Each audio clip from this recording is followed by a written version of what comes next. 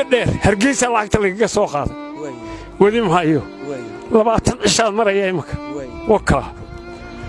20 cisho ilaa hargeysa anigu waxaan joogay maanta maalintii ku tobanayd baan tobanka cisho ceelal yaarha booyad baan la'ay markaan islaada ka ku dhagba wuxuu baa la oranayaa ceel hebel ayaa qabalayga magaalada loo dhaaminaya waxa weeyaan geel baan waday 15 wahay wuxuu yimid 7 subaxnimo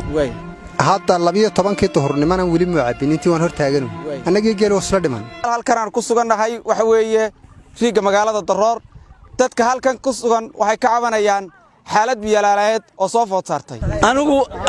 waxaan joogay maanta maalintii ku tobanayd baan tobanka cisho ceelal yaarha booyad baan la'ay markaan islaada ka ku dhagba wuxuu baa la oranayaa ceel hebel ayaa qabalayga magaalada loo dhaaminaya xalay ninkan ii dhaamidhe waxa la qabadsiiyay rabaso oo biyeysan anigana adhigaygii 2 goor baa la waraabiyey 10 habeen baan halka joogay marka ugu horeysa riiga waa in 2 matoor loo sameeyaa makhluuqa inta leeg dhul yaro kaliya ku cabbi kari maayo caqabada haysata anigu 2 qodob baan ku soo koobaya mid weeyaan maamul xumo way jirtaa ya maamul xumo way jirtaa waa ka koobaad qodobka labaad riigani hal madyabu noqdo saacad walba khabar yar baa ka go'ayo 3 xal lagu duloomanaaday waa bilaa isbeer halka dawladdu gamay gurmad dadka marka laga hadlayo marka matoor yaro kaliya ay u dhigtay oo bilaa isbeera la yiri ummadda inta la yiraahdo ku cabso qudheedu dawladda oo dhan baa bilaa gurmada labada caqabadoodna haystana waa labadaas imaka anigu 15 baan taagnaa waxaan anigu ka yimi meesha la yiraahdo Gambadh ilaa dad beeshu waa meesha ugu badanta wax baahida ka jirta riigan waxba uu ka qaban waay malay 150 ka reer 2 reer wax ka badan biyaha laga ma shubin waxaanan islee waxa gaadhsiin waayay riiga awoodiisa gaadhsiin wadaan wasaan islee imaka anigu ilaa 7 ilaa 8 baan iska soo daba noqday ma hayo waxaan doonayay ismalay cid baa ka akranaysana halkalaanay halka markaa waxaan ka leeyahay dawladdu ha ogaatay dawladda xafiisyada sare waxaan u diriyay madaxweynaha inuu ka war hayo riiga ka qodan Daroor inuu waxba fulin kari waayo dadkii uu ka itaal daran yahay mijiga halka ka baxaya aanu biyaha soo koobi karin dadka ku nool meesha deegaanka ku nool iyadoo waliba 4 jiho 2 degmo kale ay ku soo guureen oo baahido keentay sanadka dhacday abaartii anigu ka yimi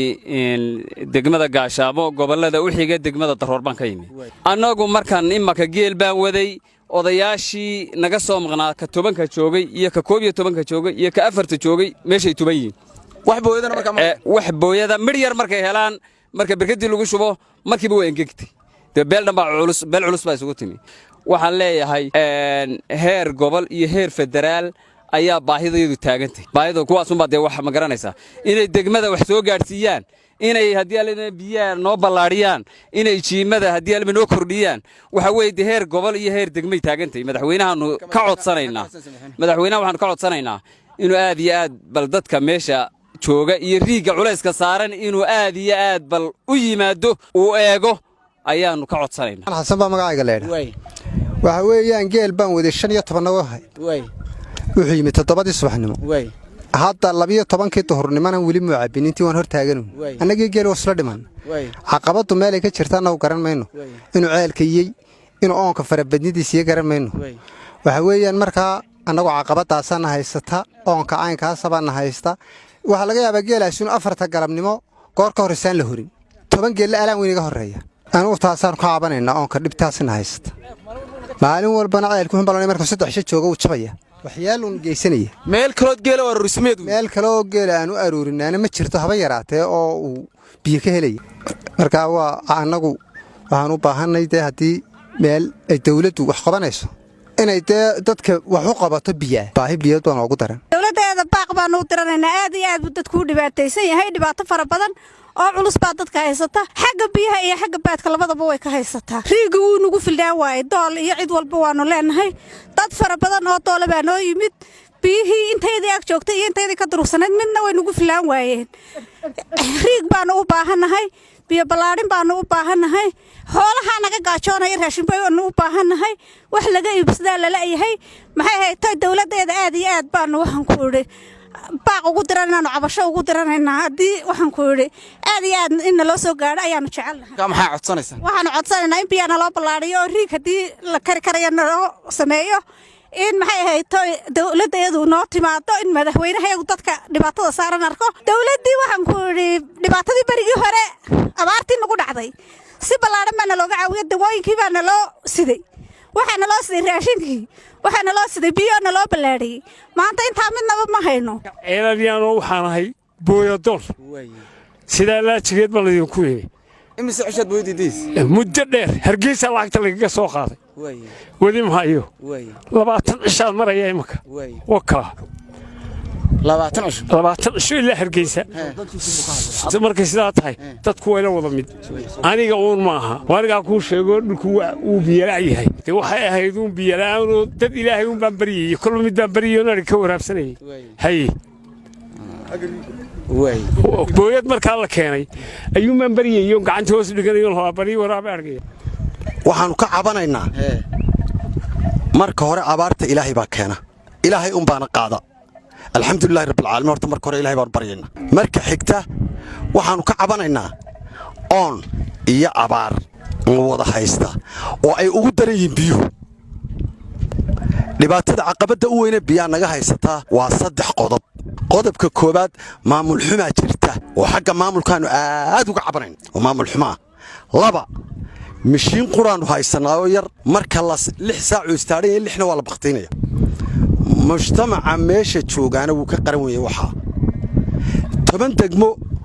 oo koonfur naga xiga 10 kaba way nagu soo dooleen way naga sii abaar horeeyeen way naga abaar xumaayeen 10 kiiba way nala degeen waxaan ahaa oo mane booyad watay meel ka soo kireystay halkan keenay imise cishaad joogtaa halkan waxaan joogaa 4 maalmood iyo 4 habeen booyadina way taagantaa lacagta soo siiyay qaab aan ku dhaansado oo boodaas ay igu baxdana ma hayo maatida aan ka imin halkii bay ku oomantay wixii la mid ahaa waxaanu aad u codsanaynaa mishiin degdega oo de mishiinka noo nasiyo saacadna la baqtiinayo saacadna kale in loo keeno rabar baa ka xumaaday 4 cishaad dadku oomanaya duuyaduba rabar yar oo qudana waxa